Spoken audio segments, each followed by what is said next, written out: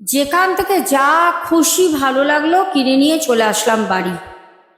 সেই জিনিসটার বিষয় না আমরা কিছু জানলাম, আর সেই বিষয়টার কত বড় ক্ষতি হতে পারে এটা আমাদের নলেজের বাইরে।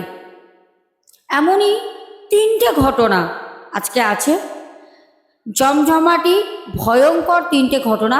সবাইকে বলবো লাইক কমেন্ট শেয়ার দাবিও করো, আর যারা নতুন আছো অবশ্যই কিন্তু চ্যানেলটাকে সাবস্ক্রাইব করবে, একদম ভুলে যাবে না। তো চলো, প্রথম ঘটনা একটা ফটো ফ্রেমকে নিয়ে তোমাদের সাথে শেয়ার করি। তিনটে ঘটনাই খুব ইউনিক ঘটনা, আর এরকম ঘটনা আমরা সচরাচর কিন্তু পাই না শুনতে। আর জীবনে ঘটেছে বলে ঘটনাগুলো কিন্তু আমাকে শেয়ার করেছে আর বলেছে, দিদিভাই প্লিজ আপনি শেয়ার করবেন তো। আমি বললাম হ্যাঁ, আমি তো তোমাদের ঘটনার জন্য অপেক্ষায় থাকি, শেয়ার কেন করব না। ঘটনা যদি জেনুইন হয়, ঘটনা যদি ঘটনার মতো হয়, আমি অবশ্যই নেব। Welcome back to my channel. আশা করি সবাই খুব ভালো আছো, বড় মায়ের আশীর্বাদে আমিও খুব ভালো আছি। এবার আমি সোজা যাব ঘটনায়। বাইরে অন্ধকার হয়ে রয়েছে, খুব বৃষ্টিও হচ্ছে, তার সাথে আজকে তিনটে ঘটনা জাস্ট জমে যাবে। প্রথম ঘটনা একটা ফটো ফ্রেম। দু ভাই মেলায় ঘুরতে যায়, তার মামার মেয়েও সাথে থাকে। তিনজনে মেলাতে যায়।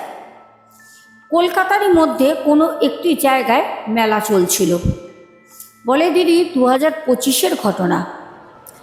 মেলাতে গিয়ে আমার যে বোন ছিল, ওই বোন একটা ফটো ফ্রেম কেনে। খুব সুন্দর, মানে ওই ফটো ফ্রেমটা অনেকেই নিতে চাইছিল, কিন্তু যিনি বিক্রি করছিলেন জানি না কেন উনি আমার ওই বোনকেই দিল। জানি না কেন, আমরা বুঝতেই পারলাম না, আমার বোনকেই দিল সেই ফটো ফ্রেমটা। ভয়ঙ্করের থেকে ভয়ঙ্কর ঘটনা তিনটে হতে চলেছে। আর একটি ঘটনা আছে একটি হোটেলের সাথে রয়েছে, আরও একটি ছোট্ট ঘটনা এক বোন শেয়ার করেছে। মানে টোটাল আজকে আমরা চারটে ঘটনা পাবো। সবাইকে বলবো লাইক কমেন্ট শেয়ার কিন্তু অবশ্যই করবে, বারবার বলছি বেশি বেশি কমেন্ট চাই। এবার আমরা ঘটনায় যাব। আমাকে যে ভাই ঘটনাটা বলে, ভাই বলে, দিদি আমার বোন একটা ফটো ফ্রেম পছন্দ করে। ওই ফটো ফ্রেমটা নেওয়ার জন্য অনেকেই ওখানে ছিল, কিন্তু জানি না যার দোকান সে আমার বোনকেই ফটো ফ্রেমটা দেয়। আর ফটো ফ্রেমটা এত সুন্দর যে কেউ দেখবে তারই পছন্দ হবে। আমার বোন তো খুব খুশি হয়, কারণ সত্যি সত্যি ও চাইছিল ওটা। আর এত মানুষের ভিড়ে যেইটুনি ফটো ফ্রেমটা ওর কাছেই আসে, তো ও বাড়িতে নিয়ে আসে। বাড়িতে নিয়ে আসার পর ও না ফটো ফ্রেমটা কোনো জায়গায় দেয়ালে সেট করেনি, রেখে দিয়েছে। তো ও তো বাড়ি চলে যায়। এবার বাড়িতে যাওয়ার পর আমি একদিন ওকে দুদিন পর ফোন করি। আমি বললাম, বোন কিরে তুই মেলা থেকে ফটো ফ্রেমটা নিয়ে আসলি, বাড়ির সবাই কি বললো দেখে? তো ও বললো, সবাই খুব ভালো বলেছে রে দাদা, তুই আসবি আজকে বিকেলবেলা। আমি বললাম ঠিক আছে। ও বেশি দূর থাকে না, মানে বাড়ি থেকে প্রায় ঘন্টা দেড়েক মতো সাইকেলে করে যেতে লাগে। আমি তো সাইকেল নিয়ে পড়তে যাই। ওকে বললাম আমি পড়ে যখন বাড়ি যাব সাইকেল নিয়ে, তোর বাড়ি থেকে ঘুরে আসবো। তো ও বললো, আসিস, ফটো ফ্রেমটা লাগাতে হবে। ভালো কথা। আমি যাই, ফটো ফ্রেমটা আমি ও একটা দেয়ালে সেট করে দিই। দেয়ালে সেট করে দিয়ে আসি। ও আমাকে রাত্রেবেলা ফোন করেছে, করে বলছে, দেখ দাদা তুই ফটো ফ্রেমটা লাগিয়ে গেলি, ফটো ফ্রেমটা না পড়ে গেছে কিন্তু ভাঙেনি। অদ্ভুত ব্যাপার, ফটো ফ্রেমটা যেরকম উচ্চতায় উপরে লাগিয়েছি ওই ফটো ফ্রেমটা মানে পড়ে ভেঙে যাবার কথা, কারণ ওইটা তো কোনো মেটালের না, ওটা হচ্ছে তোমার ওই ফাইবারের একটা ফটো ফ্রেম, ওর মধ্যে সুন্দর ফুল প্রজাপতি এরকম কলকা ডিজাইন করা। তা আমি বললাম, হয়তো ভাঙেনি, তোর কপাল ভালো, তুই তো পছন্দ করে এনেছিস, তাই হয়তো তোর ওইটা ভাঙেনি। ওকে আমি বললাম, তুই আবার ওটা সকালবেলা ব্রেক তো দেওয়া আছে, ব্রেকের মধ্যে ওটাকে লাগিয়ে দিবি।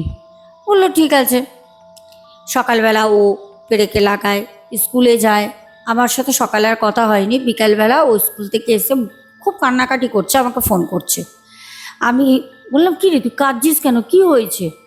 হঠাৎ বোন কাঁদছে, একটা কিরকম লাগে না। তখন ও আমাকে বললো, জানিস দাদা, ফটো ফ্রেমটা দেয়ালে আমি লাগিয়ে গেছিলাম স্কুল থেকে এসে দেখছি ফটো ফ্রেমটা দেয়ালে নেই। আমি বললাম ফটো ফ্রেম দেয়ালে নেই, কি বলছিস, কোথায় গেল? বলছে আমি জানি না। আমি বললাম জানি না বললে হবে কোথা দিয়ে, একটা ফটো ফ্রেম ঘর থেকে, কেন তুই তোর মাকে জিজ্ঞাসা করিস নি? বলছে মা তো এইসব বিষয় জানেই না। আর মা সত্যি কথা বলতে মানে কেনই বা ফেলবে একটা ফটো ফ্রেম, কেউ কেন ফেলবে? তো সেখানে গিয়ে ও সত্যি খুব কান্নাকাটি করে। তা আমি বললাম ঠিক আছে তুই আমার সাথে যাস, আমি তোকে আবার একটা কিনে দেবো। আমি ওকে মেলায় নিয়ে যাই 2 দিন পর। মেলায় কোনো রকম কোনো জায়গায় ওই ফটো ফ্রেম পাইনি, ওর পছন্দ হয়নি। কারণ ওই বলে না, প্রথমে একটা জিনিসের প্রতি তোমার যদি মন চলে আসে না, তুমি দেখবে তারপর তোমাকে যে ওর থেকেও বেটার যদি 100-এ 100 দেখানো হয় তোমার পছন্দ হবে না। কারণ তোমার একটা জিনিসে মন আটকে রয়েছে, তোমার পছন্দ হবে কি করে? যাই হোক, তো ও আর নেয়নি। ওমা, ও বাড়ি গেছে, আমি আমার বাড়ি এসেছি, ও আমাকে, আমি খেতে বসেছি, ও ফোন করছে, ফোনটা চার্জে দেওয়া। মা আমাকে বলছে দেখ তো কে ফোন করেছে। আমি বললাম নিয়ে আসো না একটু ফোনটা, আমি খেতে খেতে উঠবো না। মা তখন বাবাকে ভাত দিচ্ছিলেন। মা আমাকে মোবাইলটা চার্জ থেকে খুলে এনে দিল, আমি কানে দিয়ে ওদিকে হাসছি। আমি বললাম তুই পাগল হয়ে গেছিস নাকি? হ্যাঁ তখন কাঁদছিলিস, এখন হাসছিস, কি হয়েছে? বলে কি জানিস দাদা, ফটো ফ্রেমটা দেয়ালে রয়েছে। আমার না খুব অদ্ভুত লাগলো, ও কিন্তু সেই জিনিসটা ও না মানে মাথায় দিচ্ছে না। ও হারিয়ে গেছে কাঁদছে, পেয়েছে আনন্দ করছে, কিন্তু একটা কথা, জিনিসটা গেল কিভাবে, এলো কিভাবে, এটা একটা ব্যাপার থাকে। ওর না ওইসব জিনিসের প্রতি কোনো মানে কোনো ভ্রুক্ষেপই নেই। ও বলছে ওই তো দেয়ালে রয়েছে, মনে হয় মা খুলে রেখেছিল। আমাকে এমনি মায়ের সাথে কিছু একটা হয়েছে, বলছে মা প্রতিশোধ নেওয়ার জন্য খুলে রেখেছিল। তা আমি সেই বিষয় নিয়ে আর কোনো কথা বলি না। আমরা ঠিক আছে ঘুমিয়ে পড়, তোর সামনে পরীক্ষা আছে, ভালো করে পড়াশোনা কর। এইবার প্রত্যেক দিন আমাকে ফোন করে কখনো বলতো ফটো ফ্রেমটা, মানে আমি রাতের বেলা নিয়ে শুই, সকালবেলা ফটো ফ্রেমটা যদি, মানে ও না ওই ফটো ফ্রেমটা নিয়ে যাওয়ার পর অ্যাকচুয়ালি মুদ্রা কথা হচ্ছে, মানে ওই ফটো ফ্রেমটার জন্য পড়াশোনা পর্যন্ত পড়তে যেত না। ও মনে তো ওই ফটো ফ্রেমটাকে বসে বসে যেন কভার করছে, মানে গার্ড দিচ্ছে, সারাক্ষণ ওই ফটো ফ্রেমটাকে দেখতো, ফটো ফ্রেমের মধ্যে মানে পারলে মানে ওই ফটো ফ্রেমটাকে নিয়েও সারা দিন থাকে, এরকম অবস্থা। একদিন আমাদের বাড়িতে বোনের মা এসে বললো দেখ ফটো ফ্রেমটা, জানি না তুই কোথা থেকে তোরা কিনে এনেছিস। ও বললো তুই ছিলিস, তোরা 2 ভাই। ফটো ফ্রেমটা আনার পর থেকে কতগুলো যে খুঁত বলল। প্রথম বলে মাথায় তেল দেয় না, ঠিকমতো খায় না, ঠিকমতো স্নান করে না, কারণ স্নান করতে গেলে সময় লাগবে, তেল মা মাথায় মালিশ করে দেয়, সময় লাগবে, খেতে গেলে সময় লাগবে, স্কুলে যেতে চায় না, পড়তে চায় না। কারণ একটাই কারণ, এর পেছনে কারণ একটাই, সেটা হচ্ছে ফটো ফ্রেমটাকে ও ছেড়ে থাকতে পারবে না। মানে যাই হয়ে যাক ওই ফটো ফ্রেম ছেড়ে ও থাকবে না। এটা তো কেউ কোনো মা বাবা মেনে নেবে যে একটা ফটো ফ্রেমের জন্য আজকে আমার মেয়ে সব কিছু হারিয়ে ফেলছে, সব কিছু ওর জলে যাচ্ছে, কিন্তু ফটো ফ্রেম ও ছাড়বে না। লাস্টে বোনের বাবা ফটো ফ্রেমটাকে নিয়ে গিয়ে পুকুরে ছুঁড়ে ফেলে দেয়। পাশেই পুকুর আছে ওদের, পুকুরে ছুঁড়ে ফেলে দেয়। বোন 2-3 মাসের মধ্যে ওই যে মানে ফটোটা যে ছিল 2-3 মাসের ঘটনা বলছি আমি, 1 দিন 2 দিনের না, 2-3 মাসের মধ্যে না ও একটা পাগল টাইপের হয়ে যায়, মানসিক রোগী হয়ে যায়। লাস্টে ওই বোনকে ডাক্তার ট্রিটমেন্ট করতে দেওয়া হয়, মানে ওকে চিকিৎসা ছাড়া কোনোভাবে ওকে রাখা যাচ্ছিল না। চিকিৎসার পর চিকিৎসা, চিকিৎসার পর চিকিৎসা দীর্ঘদিন করার পর বোন সুস্থ হয়। কিন্তু ডাক্তারিভাবে যে ও সুস্থ হয় সেটা না, কারণ ও অনেক ভেঙে পড়েছিল, মানে কথা বলতে পারতো না, এরকম হয়ে গেছিল। সেখান থেকে ওকে ডাক্তারের সাথে সাথে তন্ত্রক্রিয়াও করা হয়, হয়তো ডাক্তারি কাজে অথবা তন্ত্রক্রিয়া যেটা করা হয় দুটোর মধ্যে একটা কাজে বোন সুস্থ হয়। আর ওই যে ফটো ফ্রেমটা যেটা জলে ভাসছিল, কেউ হয়তো পাড়ে গেছে নিয়ে চলে গেছে, এটা ধারণা। কারণ একটা পাতলা ফটো ফ্রেম পরিষ্কার পুকুরে সেটা ভাসবে, সেই ফটো ফ্রেমটা কিন্তু নেই। এ না যে জলে চলে যাবে, এও না, কিন্তু পাওয়া যায়নি। ওরা পাশেই পুকুর দেখেছে। এই ছিল প্রথম ঘটনা। খুব ঘটনাটা ভয় না লাগলেও ঘটনাটা ভাবলে আমরা যদি বাড়িতে একটা কিছু আনি, তারপর যদি আমাদের কিছু ঘটে, আমরা কিন্তু ভালো করে বুঝতে পারবো যে এইটা ঘটছে এর জন্য, কোনো কারণ ছাড়া কোনো কিছু কিন্তু হয় না। এটাই বাস্তব। তো প্রথম ঘটনাটা আমাদের গেল। দ্বিতীয় ঘটনাটা যেটা বলবো, আজকে 4টে ঘটনা আছে, কিন্তু দ্বিতীয় ঘটনাটা হচ্ছে প্রেত গয়া। মা মারা যান, যে দিদিভাই ঘটনাটা বলেন, মা মারা যান। মা মারা যাওয়ার পর বাড়িতে নানা রকম উৎপাত হচ্ছিল। আসলে মা যখন মারা যান দিদিভাইয়ের, তখন 4 পোয়া দোষ পান, ব্রাহ্মণ বলেন। দোষটা কাটানো হয় প্রায় 6 মাস পর। সাথে সাথে কাটায়নি, একটা টাকার ব্যাপার থাকে। খুব মধ্যবিত্ত পরিবার থেকে দিদিভাই বিলং করেন। বলে আমার পক্ষে মায়ের কাজ করে, শ্রাদ্ধ শান্তি সব কাজ করে, মানে ওই সময় ওই মায়ের 4 পোয়া দোষ কাটানোর মতো আমার কাছে সামর্থ্য টাকা কোনোটাই ছিল না। যার কারণে আমি 6 মাস পর ব্রাহ্মণ মশাইদের বলে কাটান তো করাই, কিন্তু বিষয়টা হয় এই 6 মাস বাড়িতে যে উৎপাত হয়, বা 6 মাসের পর যে বাড়িতে উৎপাত হচ্ছিল, মানে জাস্ট না নিতে পারতাম না।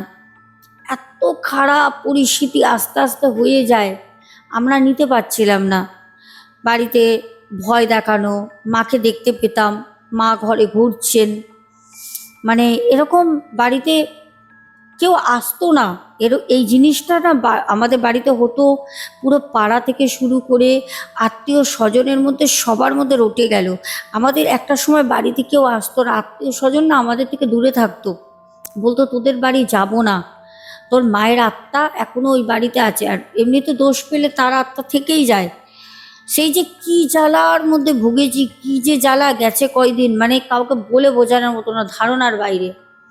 কিন্তু আমাদের ব্রাহ্মণ মশাই 6 মাস পর কাটানোর আরও 6 মাস, 1 বছর যখন হয়, তখন বছর ক্রিয়া করলে বলেছিল সব ঠিক হয়ে যাবে। প্রথমে ব্রাহ্মণ মশাই বললো যে 4 পোয়া দোষটা কাটাতে হয়, নাহলে বাড়ির কাউকে নিয়ে যায় সে আত্মা। আমরা ভয় দেবতাকে ডাকতাম। 6টা মাস পর কাটালাম, ভাবলাম 4 পোয়া দোষ কাটানোর পর এবার হয়তো সব ঠিক হবে। কিন্তু 6 মাস পর ওই যে দোষ কাটাই, তারপরে আবার সে একই যেন আরও বেড়ে গেল। বাড়িতে থাকা দায়ী হয়ে যেত। মাঝখানে এত মানে বাড়িতে উৎপাত শুরু হলো, 3 মাস ঘর ভাড়া নিয়ে বাইরে থাকতাম।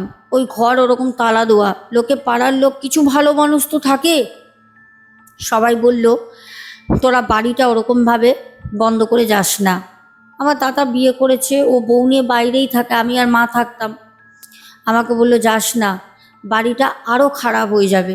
এখন তো তোর মায়ের আত্মা আছে, এরপরে দেখবে আরও 2-3টে আত্মা এসে ওখানে হাজির হবে, করিস না, বাড়িটা ছেড়ে যাস না। সবার কথা মতো আবার বাড়িতে ফিরে আসলাম। সত্যি বাড়িটা রেখে গেলে হতে পারে আরও ক্ষতি হবে কিছু।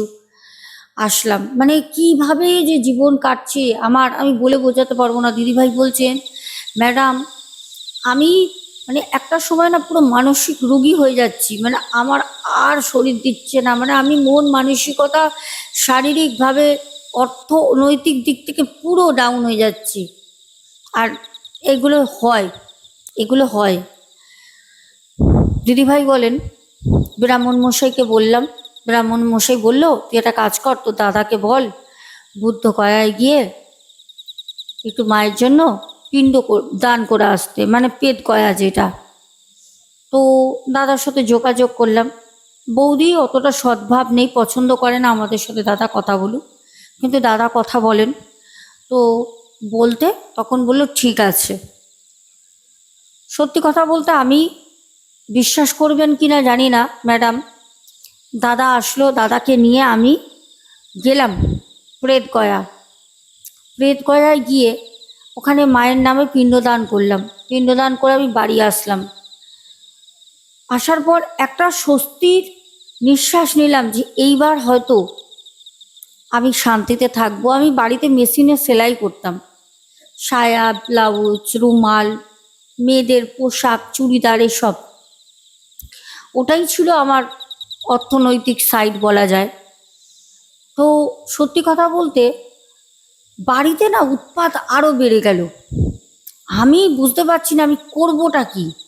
আমি তখন পাড়ার সবাইকে বলতে শুরু করলাম যে এত কিছু করার পরেও আমার বাড়িতে এরকম এরকম হচ্ছে, আমি এবার কি করব। সবাই আমাকে বুদ্ধি দিল যে তুই একটা কাজ কর, তুই ব্রাহ্মণ মশাইদের সাথে একবার কথা বল। আমি ব্রাহ্মণ মশাইদের সাথে কথা বললাম। সত্যি কথা বলতে কোনো তান্ত্রিকের কাছে যাবো, অনেকে পরামর্শ দিয়েছে, কিন্তু আমার কাছে না এত টাকা নেই যে আমি কোনো তান্ত্রিকের কাছে যাব, কোনো কারোর কাছে গিয়ে কাজ করাবো। আমার কাছে টাকা নেই। তখন আমি কি করব? আমার তো কোনো উপায়ই নেই, কি করব? তখন ব্রাহ্মণ মশাইদের সাথে আবার কথা বললাম। তখন তারা বলল যে দেখো, প্রথমে তো তোমার যেটা দোষ ছিল বাড়িতে, 4 পোয়া দোষ কাটানো হলো, বছর ক্রিয়া করা হলো, সবই একটার পর একটা আশা, এবার কাজ হবে, এবার কাজ হবে। তারপর বুদ্ধ গয়াও গেলে, সেখানেও কাজ হলো না। এখন তোমার বাড়িতে আরও উৎপাত হচ্ছে, তাহলে কি করা যাবে? পরে পাড়ার লোক চাঁদা তুলে দিল। একজনের কাছে গেলাম, পাড়ার লোকের পরামর্শ মতো একজন তান্ত্রিকের কাছে। উনি বললেন যে বাড়িতে তোমার মায়ের আত্মার সাথে অন্য আত্মাও চলে এসছে, মানে মায়ের তো পিণ্ডদান দিতে গেছি, মায়ের পিণ্ডদান দিতে গিয়ে মা তো মুক্তি পাননি, উল্টে ওখান থেকে মায়ের সাথে অন্য একটা আত্মা এসে এখন বসবাস করছে। কি করব? আমাকে দিদিভাই বলেন, ম্যাডাম আপনার সাথে আমার তো পরিচয় আগে হয়নি, আমার অনেক পরে আপনাকে আপনার ঘটনা শুনেছি, আপনার বিষয়ে জেনেছি। আগে জানলে হয়তো আমার মানে মেশিন, আমার বাড়ি বন্ধক দিতে হতো না। মেশিনটা বিক্রি করে দেয়, বাড়ি বন্ধক দিয়ে সেই বাড়ির কাজ করে, করে সেই বাড়ি ছাড়াবে কি করে, আজ সেইটা মনে করছে যে ছাড়াবো কি করে। তবে যতই হোক, এক মায়ের তো পেটের সন্তান। দাদা বলেছে তোকে চিন্তা করতে হবে না, আমি যেরম করে হোক চেষ্টা করছি তোকে ছাড়িয়ে দেওয়ার ঘরটা। এই ছিল আমাদের দ্বিতীয় ঘটনা। তৃতীয় ঘটনায় যাব। তৃতীয় ঘটনাটা হচ্ছে আমাদের এক বোন, যে হাওড়া আন্দুলে থাকে, বোন ঘটনাটা পাঠায়। বোন বলে, দিদি আমি তোমাকে একটা ঘটনা শেয়ার করতে চাই, তুমি ঘটনাটা অবশ্যই তোমার চ্যানেলে শেয়ার করো। আমি বললাম হ্যাঁ, যদি ঘটনার বাস্তব আমি পাই, বাস্তবতা থাকে, আমি শেয়ার করব। ঘটনাটা আমার ভালো লেগেছে, ঘটনাটা বাস্তবে যে ঘটেছে সেটা প্রুফ নিয়ে আমি ঘটনাটা শেয়ার করছি। বোন বলে, দিদি আমার বাবার একটা খুব ভালো কাছের বন্ধু ছিল, একসঙ্গে ক্লাবে থাকা, একসঙ্গে ড্রিঙ্ক করা, একসাথে মানে বাবা অতটা ড্রিঙ্ক করতেন না অকেশন ছাড়া, কিন্তু ওই আঙ্কেলটা প্রচুর ড্রিঙ্ক করতেন। তো আঙ্কেলটা একদিন হঠাৎ ড্রিঙ্ক করে বাড়ি যান, তো উনি মারা যান কোনো একটা কারণে। এবার সবাই বলছে ওই নেশা বেশি হয়ে গেছিলো, তাই উনি হার্ট ফেল করেছেন। কিন্তু জানি না উনি কীভাবে মারা যান। ওনার পায়ের নখগুলো, হাতের নখগুলো থ্যাতলানো ছিল। এটা কিভাবে হয় জানি না, হার্ট অ্যাটাক করলে। তো যাই হোক, ওনাকে নিয়ে গিয়ে ওনার কাজ করা হয়, বাবাও যায়, আরও লোকজন গেছিল। বলছে দিদি মারা যাওয়ার পর ওই কাকুটা, মানে ওই আঙ্কেল বলে বোন, বলছে ওই আঙ্কেলটা আমাদের বাড়ির পেছনে একটা পুকুর আছে, ওই পুকুরে জীবিত অবস্থায় আসতো, স্নান টান করতো, বাবাও যেত বাবার সাথে। ওই আঙ্কেলটা মারা যাওয়ার পর হামেশাই ওই পুকুরের মধ্যে রাত্রেবেলা 3টের সময়, 2:30-টের সময় চান করতো ওই আঙ্কেল। মৃত্যুর পর বাবা আওয়াজ পেত। তারপর বাবা অনেক জায়গায় যায়, জানে জিনিসটা। তারপর কিছুদিন পর ওনার কাজকর্ম যখন সব মিটে যায়, তারপর আস্তে আস্তে সব কিছু ঠিক হয়ে যায়। এটা আন্দুল থেকে বোন ঘটনাটা পাঠায়, যেহেতু উনি ঘটনাগুলো বলেছি খুব ছোট। আরেকটি ঘটনা আমাদের হোটেলের রয়েছে, পুরীর এক হোটেলের ঘটনা, শ্রীক্ষেত্র। আমরা সবাই জানি জয় জগন্নাথ দেব, 16 তারিখে রথ। আর টিপস আসবে, সাথে থেকো। বলছে দিদি আমরা 2014 সালে পুরী গেছিলাম, আমি, আমার স্বামী, আমার ছেলে আর মেয়েকে নিয়ে। দিদিভাই বলছেন আমার বাড়ি দমদম। আমি দীর্ঘদিন ধরে আপনার ঘটনা শুনি, সত্যি কথা বলতে খুব ভালো লাগে আপনার ঘটনা শুনতে। আর প্রত্যেকটা ঘটনা খুব মনোযোগ সহকারে শুনি, মিথ্যে হলে ভুলটা ধরা যায়। আপনি ঘটনার সত্যটা বজায় রেখেই বলেন, বুঝতে পারি। আপনার গলার ভয়েস খুব ভালো লাগে, খুব পরিষ্কার কথা বলেন। আর আপনাকে সব থেকে বেশি আমার খুব প্রিয় লাগে। আপনি মানুষটা খুব সরল সাদাসিধা। কিছুক্ষণ আগে এক মা আমাকে কমেন্ট করেছিল সেম। অনেকেই বলো তোমরা, সবই মায়ের আশীর্বাদ, তোমাদের ভালোবাসা। আর আমাকে বোন বলে, দিদি আমরা 2014 সালে আমরা পুরী যাই, পুরীতে একটা হোটেল নিয়েছিলাম। আচ্ছা প্রথমেই বলি একটু অন্ধকার লাগছে, কারণ আমি তো রিং লাইটটা খারাপ হয়ে গেছে, কিনতে পারছি না, সময়ের অভাবে বেরোতে পারছি না। আমার যে লাইটটা দিয়ে করি লাইটটা অফ হয়ে যেতে পারে আস্তে আস্তে, তো এরকম করেই তোমরা ঘটনাটা শোনো, ঠিক আছে? বোন বলছে, দিদি তুমি বিশ্বাস করবে না, আমরা পুরী গিয়ে একটা রুম নিই। আমাদের কোনো বোকার বা কেউ বলেনি এই রুমটা নেন বা কিছু কিছু না, আমরা নিজেরাই ওই রুমটা নিই। তো যে গাড়ি করে আমরা যাই, ওখান থেকে আমরা একটা অটো নিয়েছিলাম। অটোর যে ড্রাইভার ছিল, ড্রাইভার দাদাটা বারবার বলছিল আপনারা এই রুমে থাকবেন, আপনারা অন্য রুম দেখতে পারেন, এটাই থাকবেন। আমরা বারবার করে বলছিলাম হ্যাঁ আমরা এই রুমেই থাকবো, আমরা অন্য কোনো রুম নেব না। তা আমরা ভাবলাম অনেকে তো আছে নিয়ে নিয়ে শুধু ঘোরায়, ও ঘোরাবে তারপরে একটা টাকা চাইবে বেশি দাও, তার জন্য বললাম যে না আমরা এখানেই থাকবো। তো সত্যি কথা বলতে উনি আমাদের ছেড়ে দিয়ে লাগেজগুলো নামিয়ে চলে গেল। বললাম দাদা একটু উপরে দিয়ে আসো, উনি বললো না আমি উপরে যেতে পারবো না, আমার পায়ে লোয়ার পোর্শন ব্যথা। জানি না উনি ভালো হাঁটছেন, কোনো অসুবিধা নেই, কিন্তু এই কথা বললেন। তো আমরা বললাম ঠিক আছে, ওনাকে 200 টাকা দিলাম, উনি নিয়ে চলে গেলেন। আমরা রুমটা নিলাম, রুমটা না পুরো ফাঁকা, কোনো লোক নেই, কোনো পর্যটক নেই। পুরীতে সচরাচর এরকম ফাঁকা রুম পাওয়া যায় না, হোটেল পুরো ফাঁকা। আমরা ওই ওখানে একটা রুম দেয়,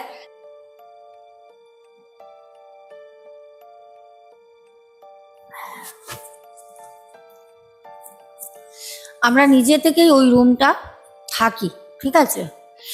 তো আমাদের ওই হোটেল থেকেই একটা রুম আমাদের জন্য দেয় তারা, বললো এই রুমটা ভালো আপনারা নেন। আর ওইটা দিয়ে না একদম রাস্তাঘাট, সামনে ব্যালকনি সব দেখা যাচ্ছিল, নিলাম। আমরা একটু ঘুরিয়ে আসি, যেতে যেতে দুপুর হয়ে গেছিল, শান্ত করতে যেতে পারিনি। আমরা বললাম আজকের মন্দিরে যাব না, 4-5টা ঘুরবো, আর আমরা কালকে পুজো দিয়ে স্নান টান করবো, পুজো দেওয়াটাই তো মূল উদ্দেশ্য পুরীতে গেলে। অদ্ভুত কিছু ঘটনা রাতের বেলা ঘটলো। তখন বেশি রাত হয়নি, 11টা 10-15। গেটের মধ্যে এসে কেউ এরম করে নক করছে। আমি আমার হাজবেন্ডকে বললাম দেখো তো গেটটা খুলে কে ডাকছে। ও গিয়ে গেটটা খুললো, অনায়াসেই, কেউ নেই বাইরে, কিন্তু গেটে নক হচ্ছে।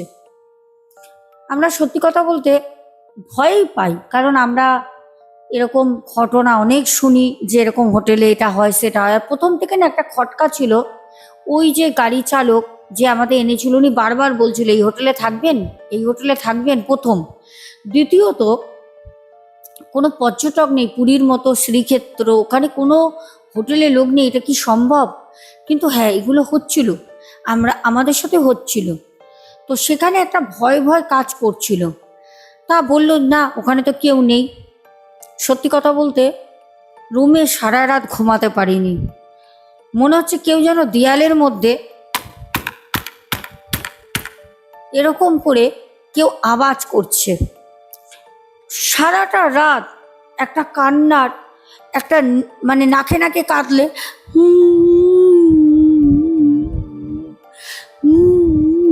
ঠিক এরকম করে একটা হালকা কান্না, মনে হচ্ছে যেন পাশে 2-3টে রুম পাশ থেকে আসছে, নাহলে পরে ওপরে রুম আছে হয়তো ওপর থেকে আসছে, এরকম একটা কান্নার শব্দ। সারা রাত ঘুমাইনি।